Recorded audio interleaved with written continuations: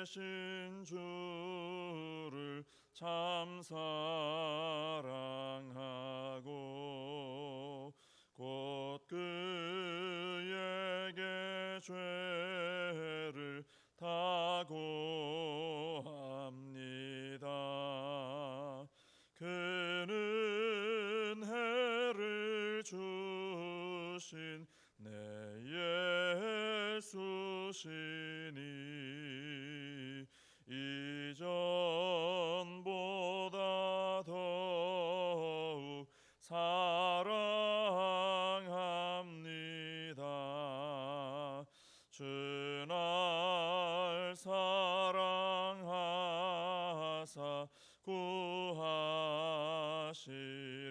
구하시려고 저 십자가 고난 당하셨도다.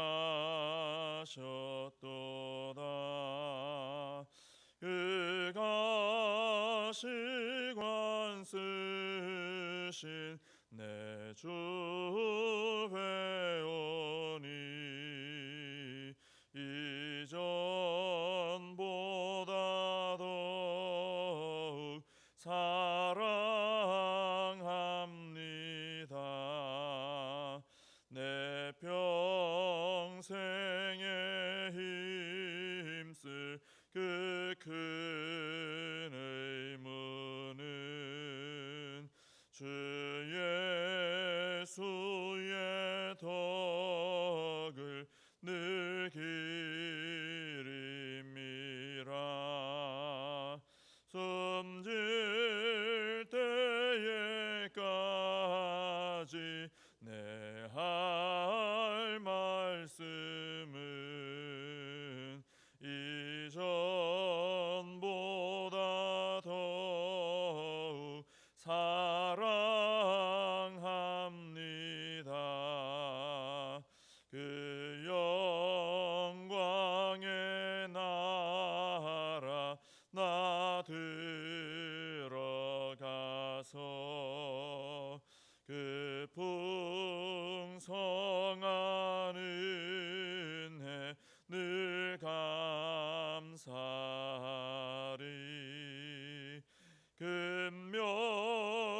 금멸류관 쓰고 나 찬송할 말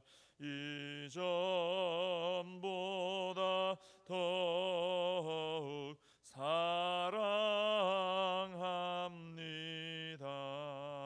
사랑합니다.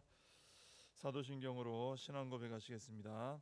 전능하사 천지를 만드신 하나님 아버지를 내가 믿사오며 그 외아들 우리 주 예수 그리스도를 믿사오니 이는 성령으로 잉태하사 동정녀 마리아에게 나시고 본디오 빌라도에게 고난을 받으사 십자가에 못 박혀 죽으시고 장사한 지 사흘 만에 죽은 자 가운데서 다시 살아나시며 하늘에 오르사 전능하신 하나님 우편에 앉아 계시다가 저리로서 산 자와 죽은 자를 심판하러 오시리라.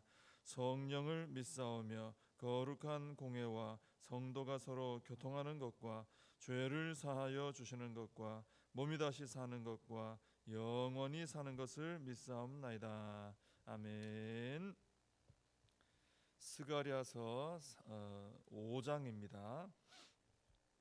구약성경 스가랴 5장 1절에서 4절까지 말씀 보시겠습니다. 스가랴 5장 1절에서 4절 봉독해 드리겠습니다. 내가 다시 눈을 들어본즉 날아가는 두루마리가 있더라. 그가 내게 묻되 네가 무엇을 보느냐 하기로 내가 대답하되 날아가는 두루마리를 보나이다. 그 길이가 20규빗이요 너비가 10규빗이니이다. 그가 내게 이르되 이는 온 땅 위에 내리는 저주라. 도둑질하는 자는 그 이쪽 글대로 끊어지고 맹세하는 자는 그 저쪽 글대로 끊어지리라 하니 만군의 여호와께서 이르시되 내가 이것을 보냈나니 도둑의 집에도 들어가며 내 이름을 가리켜 망령되이 맹세하는 자의 집에도 들어가서 그의 집에 머무르며 그 집을 나무와 돌과 아울러 사르리라 하셨느니라 하니라. 아멘. 오늘 본문에서 이제 스가랴 선지자가 또 환상을 하나 보는데 날아가는 두루마리의 환상을 봅니다. 근데 이 두루마리는 제법 크죠. 길이가 20규빗인데 한 9m 정도 됩니다. 그리고 너비는 10규빗 반이니까 약 4.5m 정도 됩니다. 근데 고대 이때 당시 사회에서 이제 문서로 사용된 두루마리는 길이는 9m 넘는 게 많이 있다고 그럽니다. 근데 너비는 30cm를 넘기는 게 많지 않다, 거의 없었다라고 합니다. 그래서 이 스가랴 선자가 보고 있는 이 두루마리는 당시로서는 이제 볼 수 없는 아주 특이하고 또 예사롭지 않은 크기의 그런 두루마리였다고 할 수 있습니다. 길이는 뭐 적당한데 너비가 상당히 당시 사용하던 것에 비해서는 굉장히 넓었던 그런 두루마리입니다. 이 두루마리는 뭔가 하면 3절에 보면은 온 땅 위에 내리는 저주라고 되어 있습니다. 도둑질하는 자는 그 이쪽 글대로 끊어지고 맹세하는 자는 그 저쪽 글대로 끊어지게 된다 그랬습니다. 그러니까 이 큰 두루마리에는 이쪽 저쪽으로 도둑질하는 자와 맹세하는 자들의 죄도 거기 드러나 있고 또 그들에게 임하는 저주가 거기 가득히 기록이 되어 있는 것입니다. 그래서 이 두루마리가 보통 두루마리에 비해서 굉장히 넓고 큰 이유는 뭐냐면은 이 유다 백성들의 죄가 이렇게 멀리서도 볼 수 있을 정도로 크다라는 것을 강조를 하고 또 그 큰 죄에 대해서 하나님의 저주가 임한다라는 사실, 그 사실도 이제 크게 드러나기 위해서 너희들의 죄가 이렇게 크고 너희들에게 임하는 저주가 그 죄에 따라 이렇게 많이 기록되어 있다, 이것을 이제 보여주기 위해서입니다. 이 유다 백성들은 하나님의 백성이니까 말씀대로 살면서 사실 믿음을 키웠어야 되는 것이죠. 그리고 하나님의 나라를 크게 했어야 합니다. 근데 오히려 이 유다 백성들은 말씀에 대해서 불순종하는 죄를 키워 나왔던 것이죠. 패역과 우상숭배 이런 것이 점점 커졌습니다. 이 학계 또 스가랴 이런 선지서를 보면서 계속 말씀을 드렸죠. 점점 더 아주 악해진 모습들을 봤습니다. 그래서 이제는 멀리서 하늘을 날아가도 다 보일 정도로 그들의 죄도 크고 그들에게 임할 저주도 크게 되었다라는 것이죠. 우리는 믿음을 키워야 됩니다. 그죠? 믿음을 키워야 됩니다. 내 믿음이 잘 자라도록 해야 됩니다. 근데 잘못하면 이 유다 백성들처럼 죄만 키우게 된다는 것이죠. 멀리서도 보일 정도로 큰 죄의 사람이 되는 거죠. 큰 믿음의 사람이 되어야 되는데 큰 죄의 사람이 될 수 있는 겁니다.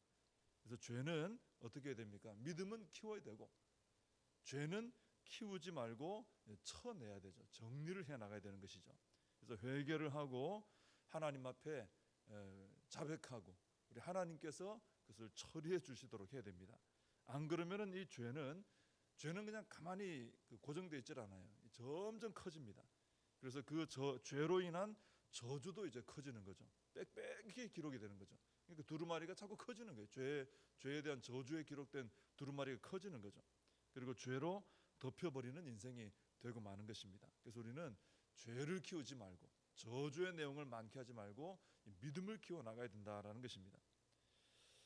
이 3절에 보면 이 온 땅에 내리는 저주라, 이 두루마리가 온 땅에 내리는 저주라 그랬는데 이 두루마리가 큰 이유가 거기에 이제 저주의 내용이 그만큼 가득하기 때문이다. 우리가 종이도 왜 글을 쓰다 보면 내용이 많으면 2장 3장 넘어가지 않습니까? 그런 식으로 저주의 내용이 너무 많아서 커진 것이죠. 말씀대로 살면은 두루마리에 복의 내용이 가득하겠죠. 근데 불순종하고 패역하고 우상 숭배하고 이런 죄의 삶을 살면은 두루마리에 저주의 내용만 가득하게 되는 것입니다. 우리 각자의 삶도 이 날아가는 두루마리로 제작이 된다, 이렇게 한번 생각을 해보시기 바랍니다. 그러면 나에게 날아와서 다가올 이 두루마리에는 복의 내용이 가득할 것인가, 저주의 내용이 가득할 것인가, 우리가 돌아봐야 되겠죠.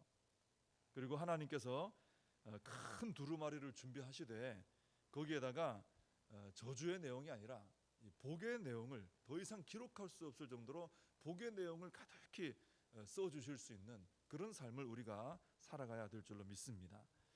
3절에 보면은 끊어지고 끊어지리라 하면서 끊어진다는 말씀 2번 나오죠. 도둑질하는 자는 이쪽 글대로 끊어지고 맹세하는 자는 저쪽 글대로 끊어진다.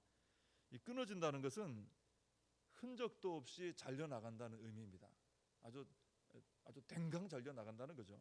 뭐 어디서 잘려나가겠습니까? 하나님의 백성 가운데서 하나님의 그 은혜의 품 안에서 잘려나가게 된다는 거죠. 그래서 어떤 성경에는 보면은 이걸 번역하기를 추방될 것이다 이렇게 번역해 놓은 데도 있습니다. 자, 근데 끊어진다고 하실 때 이쪽 글대로 또 저쪽 글대로라고 했습니다. 글대로, 즉 두루마리에 기록된 글에 근거해서 끊어질 것이다. 아무렇게나 끊어내는 게 아니고 감정적으로 해내는 게 아니고 말씀에 근거해서 끊어낸다는 것이죠. 그래서 하나님의 심판은 하나님의 기록된 말씀에 근거해서 이루어진다라는 것입니다. 그래서 우리는 하나님의 이 기록된 말씀을 매우 소중히 여겨야 되고 경외의 심을 가지고 대해야 되는 것입니다. 이 말씀에 기록된 원리를 따라 모든 게 되는 거예요.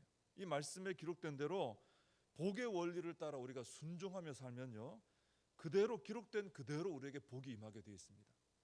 근데 이 말씀에 기록된 대로 저주의 원리를 따라 불순종하고 우상 숭배하며 죄짓고 살면은 그 기록된 그대로 저주와 심판이 임할 수밖에 없는 것이죠. 그래서 우리가 정말 두려워해야 되는 것은 바로 하나님의 입에서 나와서 기록된 이 하나님의 말씀이다라는 거예요. 결국 이 말씀대로 모든 게 이루어지기 때문이죠.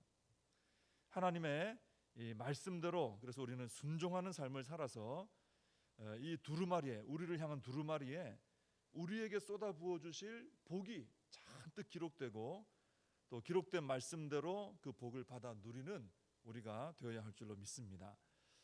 4절에 보면은 이 두루마리를 보내신 분은 만군의 여호와이십니다. 이 두루마리를 보내신 하나님께서 4절에서 이런 말씀하시죠. 도둑의 집에도 들어가며 내 이름을 가리켜 망령되이 맹세하는 자의 집에도 들어가서 그의 집에 머무르며 그 집을 나무와 돌과 아울러 사르리라 그랬습니다. 자, 하나님께서 하나님 말씀대로 살지 않은 사람의 집에도 들어가신다는 거예요. 그리고 그의 집에 머무르시겠다는 겁니다. 여러분, 우리가 하나님께서 우리 집에 오신다 만약에, 그리고 우리 집에 머무신다, 예수님이 삭개오 집에 들어가시고 그의 집에 머무신다, 복이죠. 하나님께서 내 집에 들어오신다, 내게 머무르신다, 이건 복이라고 생각할 수 있습니다. 그보다 더 큰 영광은 없죠.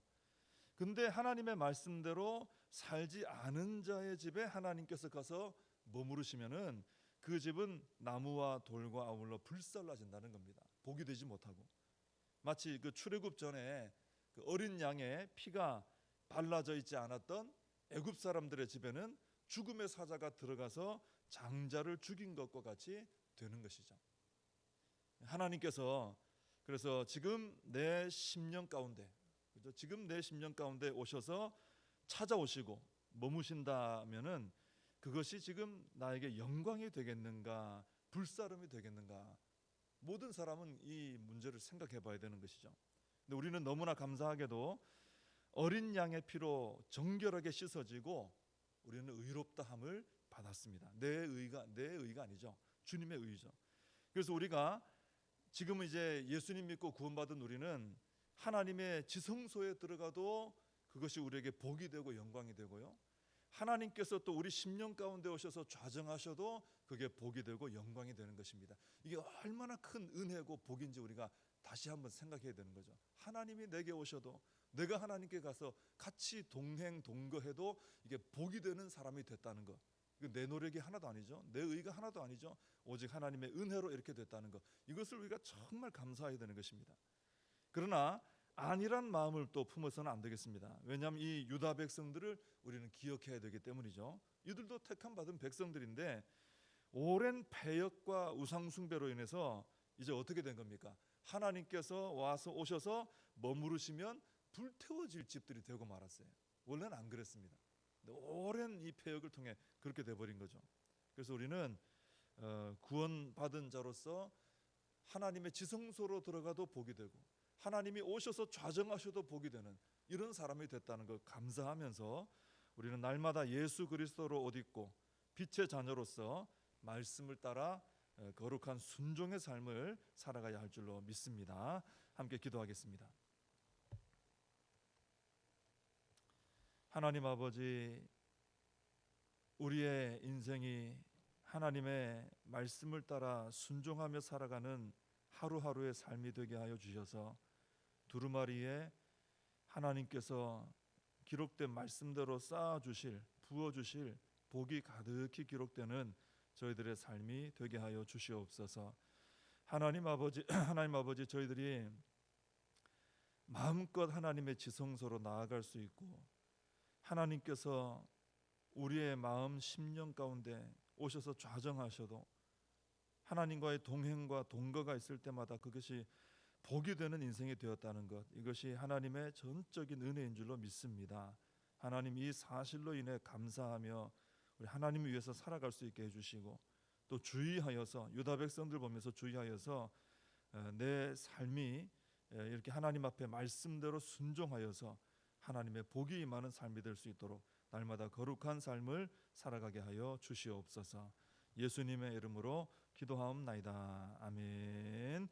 주님과 주신 기도로 예배를 마칩니다. 하늘에 계신 우리 아버지여, 이름이 거룩히 여김을 받으시오며 나라의 임하옵시며 뜻이 하늘에서 이룬 것 같이 땅에서도 이루어지이다. 오늘날 우리에게 일용할 양식을 주옵시고 우리가 우리에게 죄 지은 자를 사하여 준 것 같이 우리 죄를 사하여 주옵시고 우리를 시험에 들게 하지 마옵시고 다만 악에서 구하옵소서. 대개 나라와 권세와 영광이 아버지께 영원히 있사옵나이다. 아멘. 오늘 말씀 붙들고 함께 기도하시고 오늘 주일에 있을 모든 예배 시간마다 은혜가 임하고 하나님의 영광을 체험케 해달라고 간절히 기도하시고 아름다운 성도 교제 또 섬김과 봉사 있는 복된 하루 되게 해달라고 함께 기도해 주시기 바랍니다.